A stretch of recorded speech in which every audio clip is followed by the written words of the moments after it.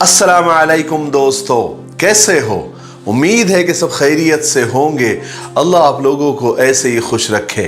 सरकार दो आलम सल्लल्लाहु अलैहि वसल्लम की पूरी ज़िंदगी पर बनने वाली वीडियो सीरीज़ जिसका नाम मोहम्मद सब के लिए है सल्लल्लाहु अलैहि वसल्लम, ये उसका 28वां हिस्सा यानी पार्ट 28 है। थोड़ा हम रिकैप कर लेते हैं कि हमने 27वें हिस्से में क्या सुना। लेकिन उससे पहले मुझे आप लोगों से एक शिकायत है, सबसे नहीं है, कुछ लोगों से है। वो शिकायत ये है कि कुछ लोग हमारे इस सीरीज के वीडियोस को देख तो रहे हैं लेकिन शेयर नहीं कर रहे हैं। जैसा कि आप लोगों ने पहले हमसे वादा किया था कि हम इन वीडियोस को देखने के बाद कम से कम 5 लोगों को शेयर जरूर करेंगे, क्योंकि पार्ट 1 से पार्ट 24 तक अल्हम्दुलिल्लाह एक दिन में यानी 24 घंटे में 20,000 व्यूज आ जाते थे, यानी 20,000 लोग देख लेते थे। मगर अब लास्ट 2-3 वीडियोस को 20,000 होने में कभी 2 दिन तो कभी 3 दिन लग रहे हैं।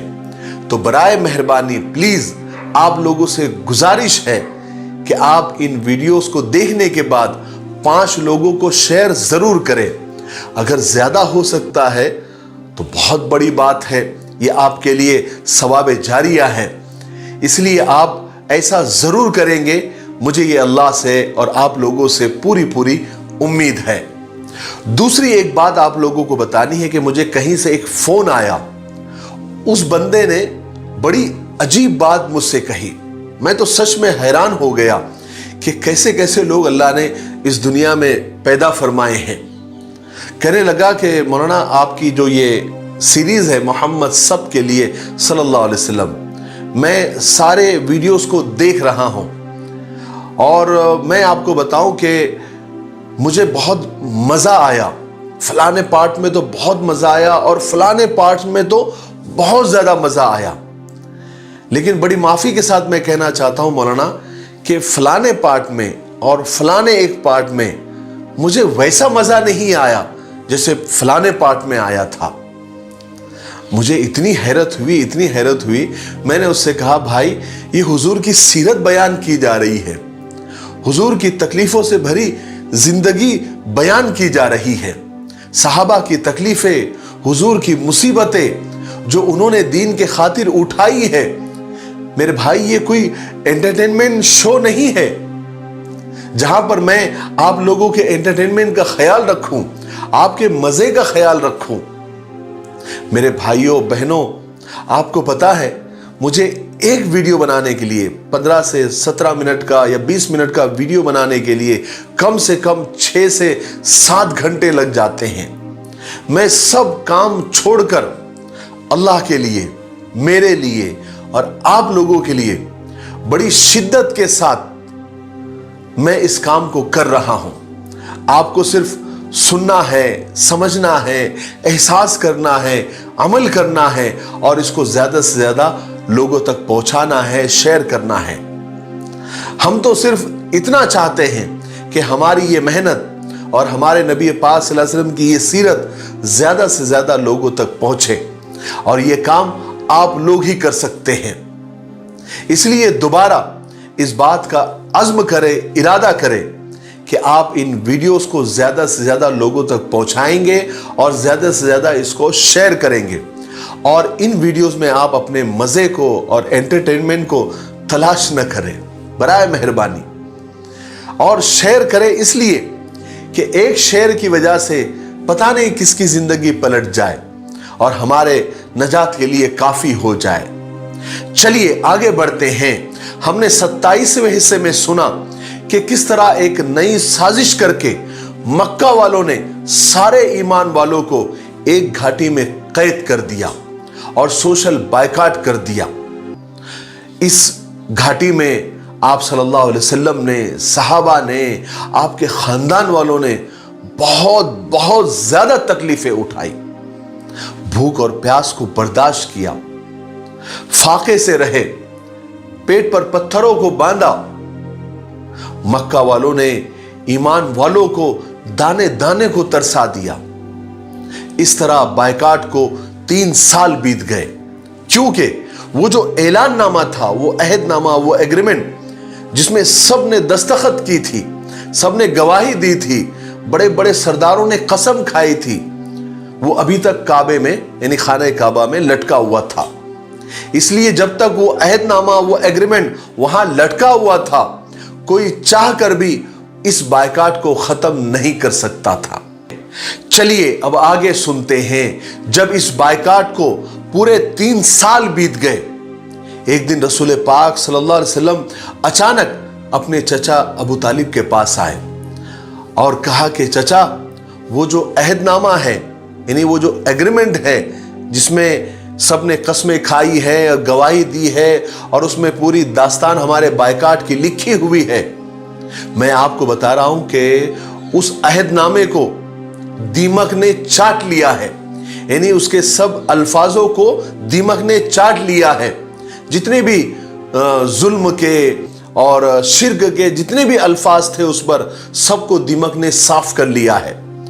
सिर्फ खुदा का नाम यानी बिस्मिकल्लाहुम्मा, खुदा के नाम से शुरू करता हूं, ये उस पर लिखा हुआ था, सिर्फ वो बाकी रह गया है, बाकी सब साफ हो गया है। चचा अबू तालिब को ये बात सुनकर बड़ी हैरत हुई, मगर वो अपने भतीजे रसूल पाक सल्लल्लाहु अलैहि वसल्लम पर पूरा भरोसा रखते थे। वो जानते थे कि मेरा भतीजा कभी झूठ नहीं बोलता, इसलिए चचा अबू तालिब को यकीन हो गया कि जरूर ये खबर अल्लाह तबारक व तआला ने अपने नबी यानी रसूल पाक सल्लल्लाहु अलैहि वसल्लम को दी है।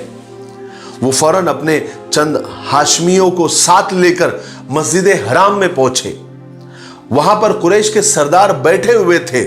इन लोगों को आता हुआ देखकर वो समझे कि हाँ, अब इनकी मुसीबतें अब इनको बर्दाश्त नहीं हो रही है। अब ये सब मुसीबतों से और बायकाट से घबरा कर माफी मांगने आ रहे हैं। चचा अबू तालिब ने आते ही कहा कि ए कुरैश के लोगों, मेरे भतीजे ने यानी रसूल अल्लाह सल्लल्लाहु अलैहि वसल्लम ने एक ऐसी खबर सुनाई है कि तुम सब सुनकर हैरान हो जाओगे। वो खबर यह है कि जो अहदनामा, जो एग्रीमेंट काबे के ऊपर लटका हुआ है ना, उसके सारे अल्फाजों को, सारे वर्ड्स को दीमक ने चाट लिया है। सिर्फ अल्लाह का नाम बाकी है। और तुम भी जानते हो, मैं भी जानता हूं, सारा मक्का, सारा अरब जानता है कि मेरा भतीजा यानी अल्लाह का रसूल, उसने कभी भी झूठ नहीं कहा। उसकी जबान से जो भी बात निकली है वो सच ही निकली है। इसलिए आज फैसला हो जाए, तुम वो अहदनामा उतार कर देखो कि मेरे भतीजे ने जो बात कही है वो सही है या नहीं। उसके सारे अल्फाज को दीमक ने चाट लिया है। अगर देखो, अगर मेरे भतीजे मोहम्मद की बात सच निकलती है, अगर सच में दीमक ने सारे अल्फाजों को साफ कर दिया है, तो तुमको ये जुल्म सितम, ये बायकाट आज खत्म करना होगा। और अगर मेरे भतीजे की बात गलत निकली तो फिर उसको मैं तुम्हारे हवाले कर दूंगा। चाहे तो तुम उसे कत्ल कर दो, चाहे तो जिंदा रखो। चचा अबू तालिब की ये शर्त सुनकर तो कुरैश बहुत खुश हो गए। उन्होंने कहा कि बिल्कुल डन, तय है, ये शर्त पक्की। क्योंकि कुरैश के ख्याल में ये बात नामुमकिन थी, इम्पॉसिबल थी कि जो तहरीर ऊपर लटकी हुई, जो अहदनामा एग्रीमेंट ऊपर लटका हुआ था, उसकी सारी लिखावट मिट जाए और सारी तहरीर मिट जाए और सिर्फ खुदा का नाम बाकी रह जाए। ऐसा कभी नहीं हो सकता। इसलिए उन्होंने अबू तालिब की शर्त को डन किया और इसको तय किया और जल्दी से जाकर वो तहरीर को, वो अहदनामा को उतार कर लेकर आए। जब लाकर देखा तो सारे कुरैश के एकदम मुंह लटक गए, क्योंकि सच में वो पूरी तहरीर, वो पूरी लिखावट अल्लाह के नाम के अलावा सब कुछ मिट गया था। अब कुरैश लाजवाब हो चुके थे। इस तरह ये जुल्म, ये बायकाट नबूवत के 10वें साल यानी टोटल 3 साल के बाद ये खत्म हुआ।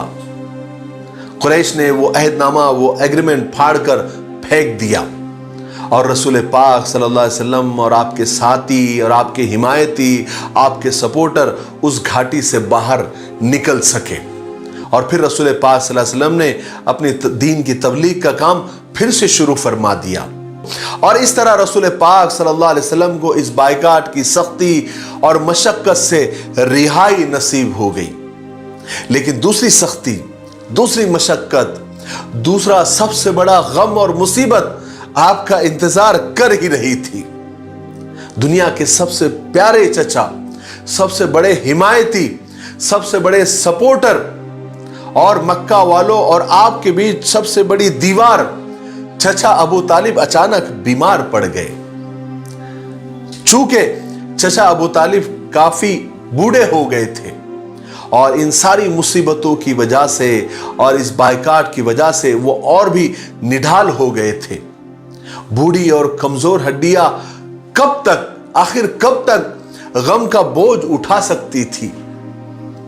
آپ سخت بیمار پڑ گئے اور بیماری آپ کی بڑھتی چلی گئی اور موت بڑھاپے کے اونٹ سے آپ کو جھانکنے لگی۔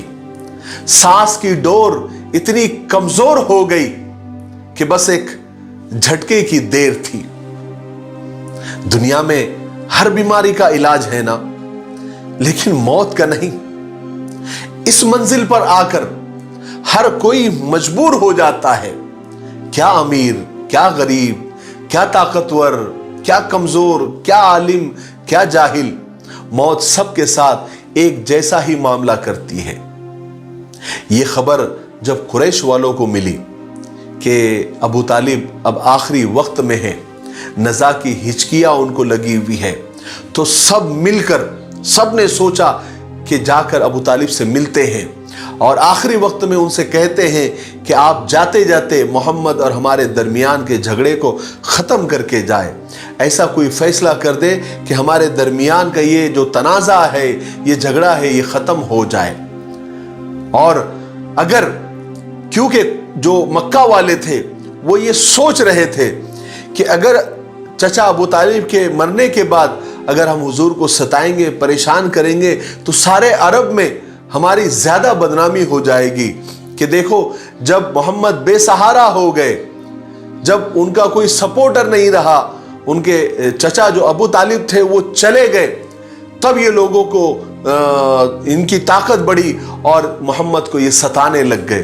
اس سے ہماری سارے عرب میں بدنامی ہو جائیں گی، اس لیے قریش چاہتے تھے کہ ابو طالب کے پاس آئیں اور اس معاملے کو جو ہے سلجھا دیا جائے۔ غرض کے کچھ لوگ ابو طالب کے پاس پہنچ گئے۔ ابو طالب بیمار تھے، زندگی اور موت کے انتظار میں پڑے ہوئے تھے۔ قریش کے لوگوں نے ابو طالب کے پاس پہنچ کر کہا کہ دیکھو ابو طالب، آپ کو تو پتا ہے کہ ہم لوگوں میں آپ کی کتنی عزت ہے، اس لیے آپ اپنے بھتیجے کے اور ہمارے درمیان جاتے جاتے انصاف کر کے جائیے، اس سے کہیے کہ وہ ہم کو اور ہمارے باپ دادا کے دین کو برا نہ کہے، ہم اس کو برا نہیں کہیں گے، بات ختم ہو جائے گی۔ چنانچہ چچا ابو طالب نے رسول پاک صلی اللہ علیہ وسلم سے یہ بات کہی۔ آپ صلی اللہ علیہ وسلم کو سمجھانے لگے کہ قریش کے لوگ دیکھو محمد کیا چاہتے ہیں، تو رسول پاک صلی اللہ علیہ وسلم نے فرمایا کہ میں بھی ان لوگوں سے زیادہ کچھ نہیں چاہتا، بس یہ دو جملے بول دے، معاملہ ختم، جھگڑا ہی ختم۔ تو قریش کے لوگوں نے کہا کہ کون سے دو جملے؟ تو اللہ کے رسول صلی اللہ علیہ وسلم نے فرمایا کہ لا الہ الا اللہ محمد الرسول اللہ صلی اللہ علیہ وسلم، اتنا کہہ دے، ایمان لے آئے، بات ختم ہو جائے گی۔ تو جب یہ دو جملے یعنی کلمہ جب قریش کے لوگوں نے سنا تو وہ پیر پٹکتے ہوئے جھلا کر وہاں سے واپس ہو گئے اور آپس میں ایک دوسرے سے کہنے لگے کہ اس آدمی سے اب کوئی امید مت رکھو، یہ اپنی بات پر اٹل ہے اور یہ ہلنے والا نہیں ہے، ہم سب کچھ کر کے دیکھ چکے ہیں۔ وہ وہاں سے تو چلے گئے، لیکن آخری وقت میں رسول پاک صلی اللہ علیہ وسلم اپنے چچا کے پاس آئے اور کہنے لگے کہ چچا کم سے کم آپ کلمہ پڑھ لیجئے، آپ پڑھ لیجئے لا الہ الا اللہ، آپ جاتے جاتے صرف اتنا کہہ دیجئے کہ اللہ کے سوا کوئی عبادت کے لائق نہیں ہے، میں قیامت کے دن آپ کے لیے حجت قائم کروں گا۔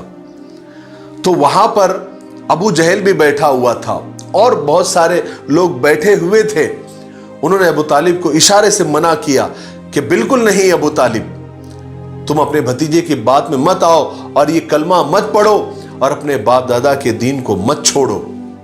چنانچہ چچا ابو طالب نے جو آخری جملے کہے وہ یہ تھے کہ بھتیجے، اگر مجھے یہ خیال نہ ہوتا کہ لوگ میرے مرنے کے بعد ہنسیں گے کہ ابو طالب تو دیکھو جاتے جاتے موت سے ڈر گیا، تو بیٹے میں یہ جملے کہہ دیتا، میں یہ کلمہ پڑھ لیتا، لیکن میں اب اپنے باپ دادا کے دین پر مر رہا ہوں۔ رسول پاک صلی اللہ علیہ وسلم اپنے چچا سے بے حد محبت کرتے تھے، آپ کا بے حد احترام اور عزت کرتے تھے، اور آپ صلی اللہ علیہ وسلم چاہتے تھے کہ چچا کو دنیا و آخرت کی بھلائی نصیب ہو جائے۔ اسی وجہ سے ابو طالب کے اسلام قبول نہ کرنے سے اور انکار کرنے سے آپ نے بہت زیادہ اثر لے لیا، آپ بہت زیادہ غمگین رہنے لگے، اداس رہنے لگے، آپ کو بہت زیادہ صدمہ پہنچا، یہاں تک کہ اللہ تبارک و تعالیٰ نے آپ صلی اللہ علیہ وسلم پر وحی نازل فرمائی اور آپ سے فرمایا کہ آپ جس کو چاہے اس کو ہدایت نہیں دے سکتے، ہدایت دینا اللہ کا کام ہے، ہم جسے چاہتے ہیں اسے ہدایت دے دیتے ہیں۔ اور پھر رسول پاک صلی اللہ علیہ وسلم کے سب سے بڑے غمخوار، سب سے بڑے ہمدرد، آپ کے سب سے بڑے مددگار چچا ابو طالب اس دنیا کو چھوڑ کر اور آپ صلی اللہ علیہ وسلم کو چھوڑ کر ہمیشہ ہمیشہ کے لیے چلے گئے، یعنی ان کا انتقال ہو گیا۔ وہ آپ صلی اللہ علیہ وسلم کو قریش اور ان کی دشمنی کے لیے جیسے چھوڑ گئے۔ آپ صلی اللہ علیہ وسلم چچا کی موت کے غم سے بے حال ہو گئے تھے، لیکن ادھر قریش کے گھروں میں خوشیوں کے چراغ جلنے لگے تھے۔ وہ سوچ رہے تھے کہ آج محمد بے سہارا ہو گیا، آج تک ابو طالب کی حمایت کام آتی رہی، لیکن موت نے اس کو ختم کر دیا، فنا کر دیا، اب ہم محمد کو توڑ کر رکھ دیں گے، نعوذ باللہ من ذالک۔ لیکن یہ مکہ والوں کی بھول اور کم نظری تھی، قدرت ان کی ان باتوں پر اور ان کی ان سوچ پر ہنس رہی تھی، گویا یوں کہہ رہی تھی کہ ارے نادانو، محمد کا بھروسہ ابو طالب پر نہیں ہے، خدا پر ہے۔ ابو طالب مر گئے لیکن خدا تو زندہ ہے۔ یاد رکھو محمد کو اس دنیا میں کسی سہارے اور کسی وسیلے کی ضرورت نہیں ہے، جس خدا نے اسے نبی بنا کر بھیجا ہے وہ اس کا سب سے بڑا سہارا ہے۔ چچا ابو طالب کا انتقال اس بائیکاٹ کے 3 سال کے ختم ہونے کے 6 مہینے بعد ہوا، یعنی نبوت کے 10ویں سال ہوا۔ ابھی چچا ابو طالب کی موت کا صدمہ اور زخم ہرا ہی تھا، زیادہ دن بھی نہیں گزرے تھے کہ اللہ تبارک و تعالیٰ نے ایک دوسرے زبردست حادثے سے آپ کو دوچار کر دیا، اور وہ حادثہ یہ تھا کہ آپ کی پاک بیوی، آپ کی غمگسار، آپ کی شریک حیات، ہم سب کی اماں جان حضرت خدیجہ رضی اللہ تعالیٰ عنہ بیمار پڑ گئی، اور چند دن کے بعد ان کا انتقال ہو گیا۔ وہ حضرت خدیجہ رضی اللہ تعالیٰ عنہ جو بے انتہا محبت کرنے والی، بے حد غم گسار بیوی تھی، جو دل و جان سے آپ کی خدمت کرتی تھی، رسول پاک صلی اللہ علیہ وسلم پر وحی آنے کے بعد جتنے بھی دن وہ زندہ رہی، انہوں نے رسول پاک صلی اللہ علیہ وسلم کی خاطر تواضع میں کوئی کمی نہیں کی، اپنا سارا مال، اپنی ساری دولت حضور کے قدموں میں ڈال دیا، اور آپ صلی اللہ علیہ وسلم کی خدمت میں کوئی کسر نہیں چھوڑی تھی۔ حضرت خدیجہ رضی اللہ تعالیٰ عنہ سب سے پہلی وہ نیک عورت تھی جو اللہ پر اور اس کے رسول پر ایمان لے آئی تھی۔ حضرت خدیجہ رضی اللہ تعالیٰ عنہ وہ عظیم عورت تھی جس پر اللہ تبارک و تعالیٰ نے اپنے رسول کے ذریعے سلام بھیجا تھا، جنہیں اللہ تبارک و تعالیٰ نے جنت میں موتیوں اور جواہرات کا محل دینے کا وعدہ کیا تھا۔ چچا ابو طالب اور اپنی سب سے چہیتی شریک حیات حضرت خدیجہ رضی اللہ تعالیٰ عنہ کے انتقال کے بعد رسول پاک صلی اللہ علیہ وسلم 2 زبردست ہمدردوں سے محروم ہو گئے تھے۔ حضرت خدیجہ کا انتقال ایک روایت کے مطابق چچا ابو طالب کے 2 مہینے بعد اور دوسری روایت کے مطابق چچا ابو طالب کے انتقال کے صرف 3 دن کے بعد آپ کا انتقال ہو گیا تھا، اور یہ انتقال نبوت کے 10ویں سال رمضان میں ہوا تھا۔ اس وقت حضرت خدیجہ رضی اللہ تعالیٰ عنہ کی عمر 65 سال تھی اور آپ صلی اللہ علیہ وسلم کی عمر 50 سال تھی۔ اس لیے نبوت کے 10ویں سال کو عام الحزن یعنی غم کا سال کہا جاتا ہے، اور اسی نام سے اس کو یاد کیا جاتا ہے، کیونکہ اسی سال غموں کے 2 بڑے بڑے پہاڑ ہمارے نبی پاک صلی اللہ علیہ وسلم پر گرے تھے۔ آج کے لیے اتنا کافی ہے، اس لیے آج ہم یہیں پر رکتے ہیں، کیونکہ ویڈیو اب زیادہ لمبا ہو رہا ہے۔ آنے والے 29ویں حصے میں یعنی پارٹ 29 میں ہم طائف کا دردناک واقعہ سنیں گے اور اس کے بعد معراج کا واقعہ سنیں گے۔ تب تک آپ تھوڑا انتظار کریں اور ان ویڈیوز کو آپ زیادہ سے زیادہ شیئر کریں تاکہ زیادہ سے زیادہ لوگ اس کو دیکھیں اور ہمارے نبی پاک صلی اللہ علیہ وسلم کی زندگی کو سمجھیں، ہمارے نبی کو سمجھیں اور اس پر عمل کرنے کی کوشش کریں۔ اور آپ ہمارے لیے خصوصی طور پر دعا کریں کہ اللہ تبارک و تعالی ہمیں اسی طرح ہمت کے ساتھ، کیونکہ سفر بہت لمبا ہے، سفر بہت لمبا ہے، پتہ نہیں کتنے حصے اور کتنے پارٹس اس کے بنیں گے، لیکن اگر آپ لوگ اچھے اچھے کمنٹس کے ذریعے اور شیئر کے ذریعے ہمیں حوصلہ دیتے رہے تو بہت مہربانی ہوگی، کیونکہ شیطان سب کے ساتھ لگا ہوا ہے۔ باقی بات آپ لوگ سمجھ گئے ہوں گے، کیونکہ آپ لوگ کافی سمجھدار لوگ ہیں۔ تب تک میرے لیے، پوری امت کے لیے اور پوری انسانیت کے لیے خیر اور بھلائی کی دعا کرتے رہے۔ السلام علیکم ورحمۃ اللہ وبرکاتہ۔